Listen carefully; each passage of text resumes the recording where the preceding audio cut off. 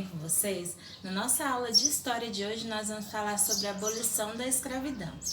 Nós já estudamos e sabemos que os negros eles viviam em uma condição desumana, sendo maltratado, escravizado, e com essa coisa toda na vida deles, eles tentavam o quê? Fugir disso tudo. Mas aí chegou o grande dia, dele se livrar da escravidão. Então, ocorreu o movimento abolicionista, que teve as leis dentro desses movimentos, como a Lei Eusébio de Queiroz, a Lei do Ventre Livre, a Lei dos Sexagenários. Essas leis eram contra a escravidão dos negros, então eles faziam de tudo para quê? Para que os negros fossem libertados. Então, a pressão em cima de Dom Pedro II foi muito grande, fazendo com que a Assembleia Constituinte ela não aceitasse a libertação dos escravos, Os cafeicultores não queriam, ninguém daquele tempo queria que os negros fossem libertos. Eles queriam que os negros continuassem sendo escravizados. Dom Pedro II, por motivo de viagem, deixou no seu lugar a sua filha Isabel, que ela começou a fazer o que seu pai fazia, Mas só que ela lutou o tempo inteiro para que os negros fossem libertados. Então, a princesa Isabel assinou a Lei Áurea, que a Lei Áurea é uma carta que os escravos, depois que ela assinasse, os escravos eram libertados. Então, depois que a princesa Isabel assinou esta carta, os escravos pararam de ser escravizados. A escravidão, ela trouxe muito sofrimento, aos negros africanos. Mas, graças a Deus, no dia 13 de maio de 1881, foi assinada, a Lei Áurea, onde eles tinham a sua vida liberta, não precisava mais viver na escravidão. A princesa Isabel, ela foi muito consagrada pela essa atitude que ela teve, O pai dela já tinha começado e ela continuou.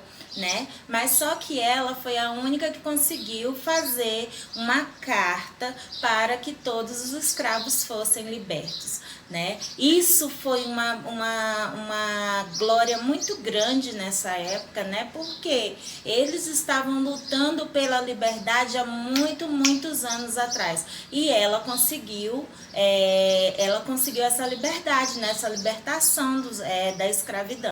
Com a abolição da escravatura, o império caiu, Então, as pessoas eles tinham o direito de escolher os seus governantes. Não eram mais os imperadores, já eram os governantes naquela época. Então, vamos lá para a página 88, na atividade. Associa a segunda coluna de acordo com a primeira. A, Lei Eusébio de Queiroz. B, Lei dos Sexagenários. E C, Lei do Ventre Livre. Libertava os filhos nascidos de escravo, libertava os escravos com 65 anos ou mais, proibiu o tráfico de escravos vindos da África. E na número 2, encontre no caça-palavras o cumprimento das afirmativas abaixo. O movimento abolicionista forçou várias leis contra o imperador Dom Pedro II, por motivo de viagem, deixou reinando em seu lugar a sua filha. A princesa Isabel assinou a abolição da escravatura ocorreu na época do Brasil, estava prestes a acontecer no Brasil e a princesa Isabel ficou consagrada pela história com a. E na 88 aí, na número 3, responda as perguntas abaixo. Qual a data da abolição da escravatura? Quem libertou os escravos? O que a Lei Áurea determinava? Por que razão Dom Pedro II não libertou os escravos do cativeiro? Nessa época, o que crescia entre os brasileiros em relação ao regime da monarquia? Comente como se deu a substituição do trono imperial temporariamente. E lá na página 89, na número 7, que fato importante aconteceu enquanto a princesa Isabel substituía seu pai? E na 8, leia o texto abaixo, comente com seus colegas ou professora, mas infelizmente nós não podemos comentar por enquanto. Vocês vão comentar aí entre família, né?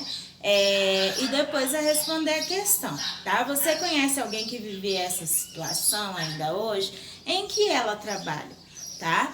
Então, nós encerramos aqui na página 89, na número 8. Beijinhos, até a próxima!